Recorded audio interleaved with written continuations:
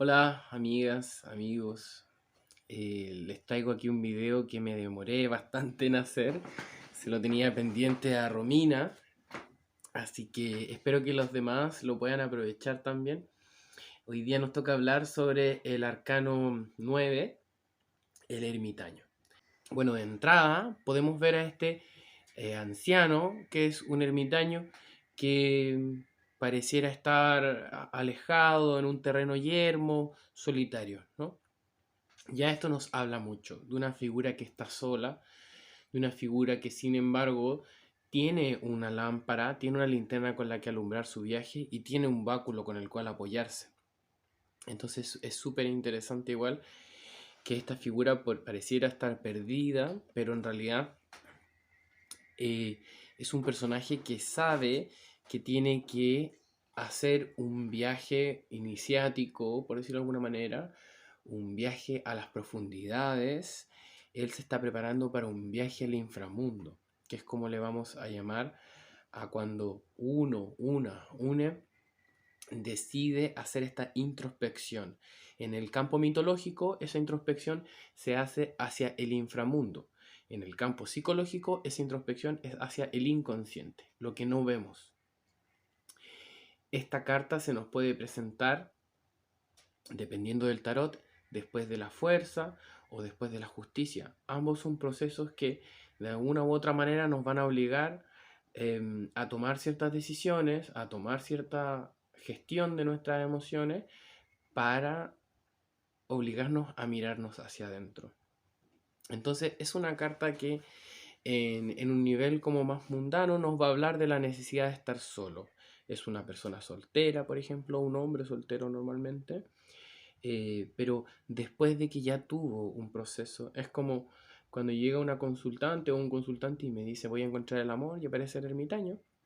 Esta carta es guardémonos un poquito y estudiemos lo que tenemos que aprender de lo que pasó, hagamos la introspección necesaria para que esto no se repita.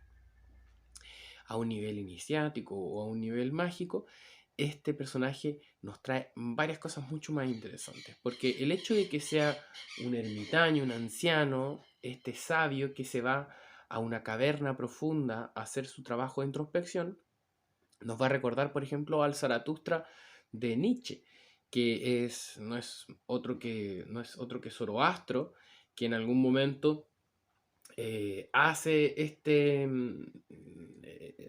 trabajo del ermitaño, se va a encerrar a una caverna hasta que se ilumina y luego vuelve con ese conocimiento a contarle a las personas. A pesar de que en los libros de Nietzsche ese mensaje de Zaratustra es mal bienvenido, no es muy bien recibido.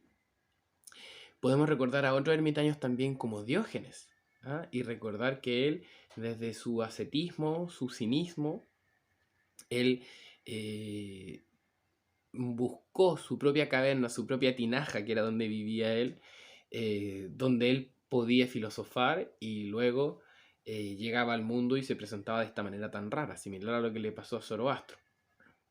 Entonces, claro, el ermitaño es un incomprendido, pero porque se alejó de la sociedad. Pero este alejarse de la sociedad le permite el don de la introspección, que como yo les decía, te puede llevar a la filosofía de Diógenes, como la filosofía cínica, te puede llevar a la filosofía espiritual del Zaratustra. Pueden escuchar, así hablaba Zaratustra de Richard Strauss. Esa es una obra que habla sobre este conocimiento trascendente que aprendió Zaratustra. La introducción de esta pieza ya nos habla de la base del espectro delinea la base del espectro sonoro y del fenómeno armónico. Entonces, este ermitaño, sea Zaratustra, sea Diógenes, a través de este proceso logra llegar a un punto súper,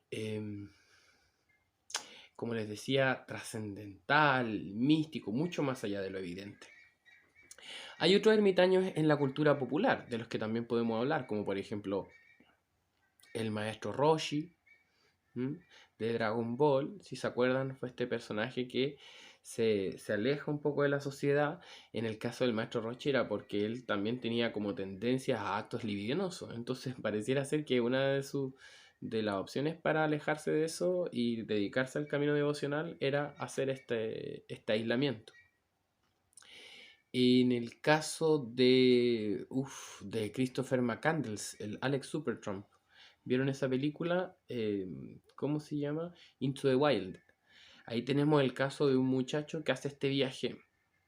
Ahí nos aparece un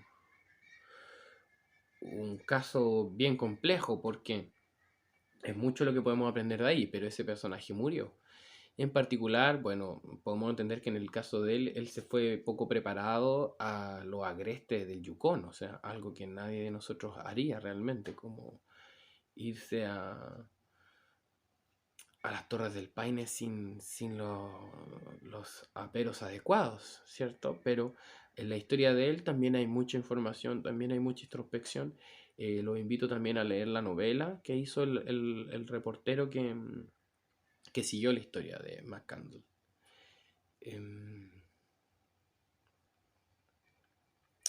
También tenemos el tema de el camino medio o la vía seca, como le llamaba Serrano, por ejemplo.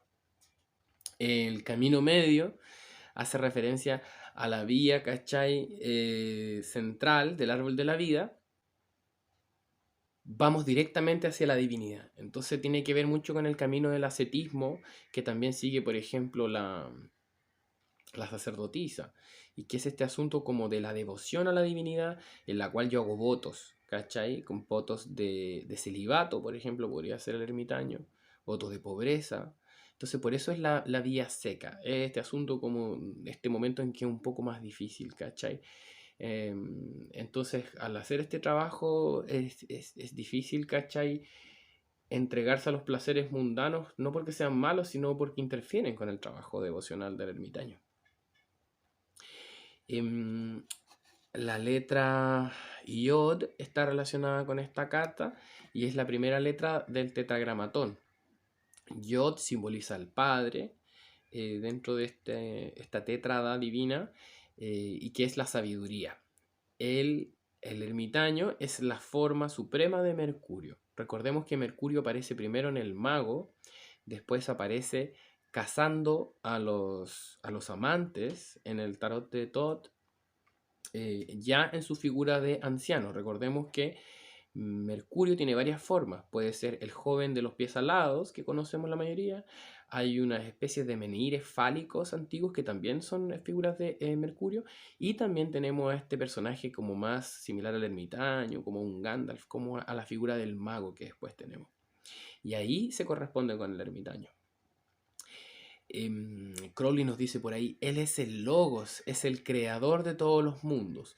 Consiguientemente, su representante en la vida física, él es el espermatozoo. Por esto es que la carta se titula El ermitaño. Lo dice como que explicará todo, ¿no?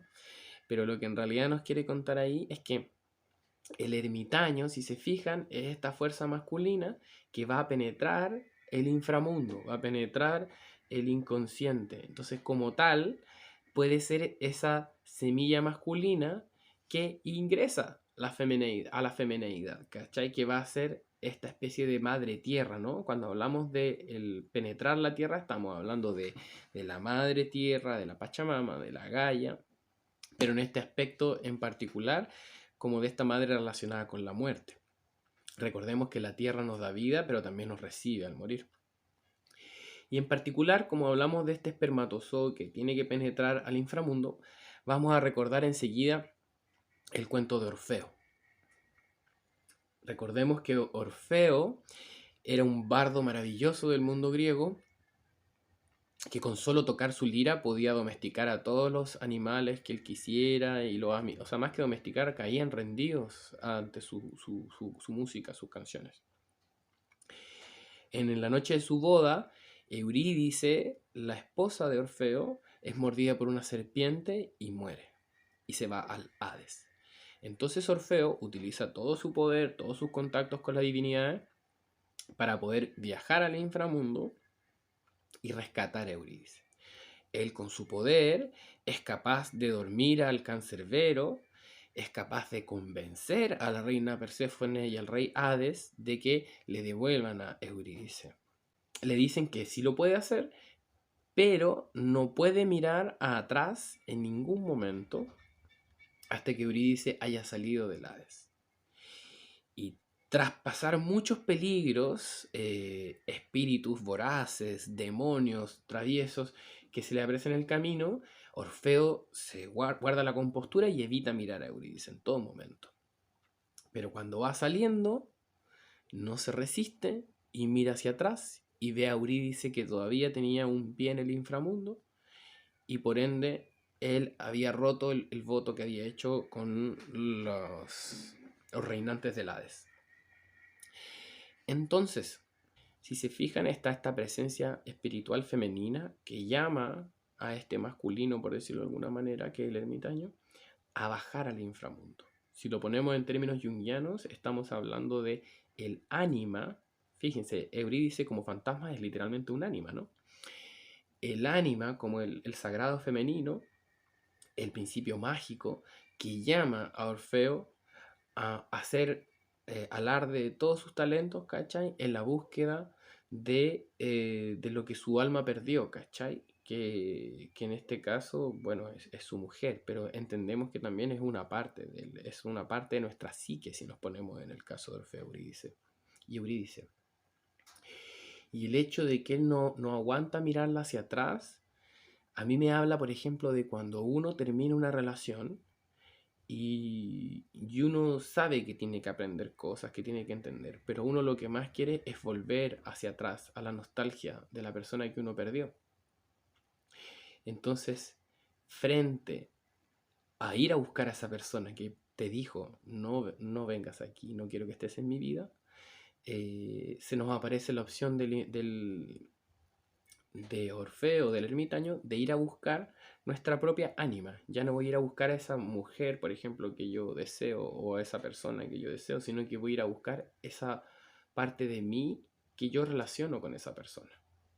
Ya no es Eurídice realmente, es el fantasma de mi Eurídice, de mi corazón, no de ella. Esa persona ya no está. Entonces, por eso yo creo que cuando él mira hacia atrás, ya la pierde, ¿cachai? Porque no es a la persona que perdiste la que vas a buscar esa parte de ti que era representada por esa persona. Es medio raro, así que cuéntenme si no se entiende y lo podemos conversar un poco más. Bueno, nos damos cuenta que en su mano también él posee la lámpara, que no es nada menos que un hexagrama, es la estrella de David, que se le llama también, ¿no? La estrella de David tenemos que recordar que es la mezcla de el principio activo y el principio pasivo, y que en su conjunción nos va a dar esta figura del andrógino sagrado, que no es otro que el Cristo también, en su versión como el humano o le humane perfecto, equilibrado, que ha trascendido la dualidad.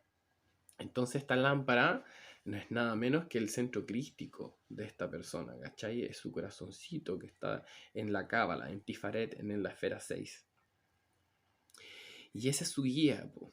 O sea, su guía es su mejor versión. Es esa versión de ti que ya salió del samsara, ya salió de la vuelta a la reencarnación y te está guiando con una luz, como un Buda, como tu ángel guardián. Es esa guía. Su báculo lo lleva ya en la mano izquierda, se transforma y eso significa que ya lo ocupa para apoyarse, no para atacar ni para dirigir. El sol de Tifaret es la lámpara, dice Crowley, pues él no solo es creativo, sino que es la esencia fluida de la luz, que es la vida del universo. El simbolismo más sublime de esta carta es, por tanto, la fertilidad, en su sentido más exaltado, y esto se refleja en la atribución de la carta al signo de Virgo, que es otro aspecto de la misma cualidad. Virgo es un signo terreno y está especialmente referido al cereal, de modo que el fondo de la carta es un campo de trigo.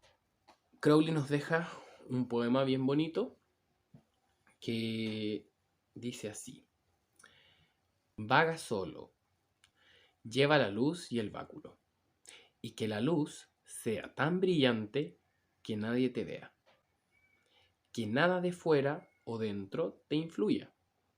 Guarda siempre silencio. Eso, mis queridas amigas, les mando un abrazo, espero que les haya gustado este video. Coméntenme cuál es el siguiente arcano que quieren que comentemos y así yo les trato de agradar. Nos vemos pronto en una siguiente entrega. Esto ha sido Lecciones de Tarot con el Ignacio Campos del Tarot Espiral. Nos vemos pronto. Gracias por su preferencia.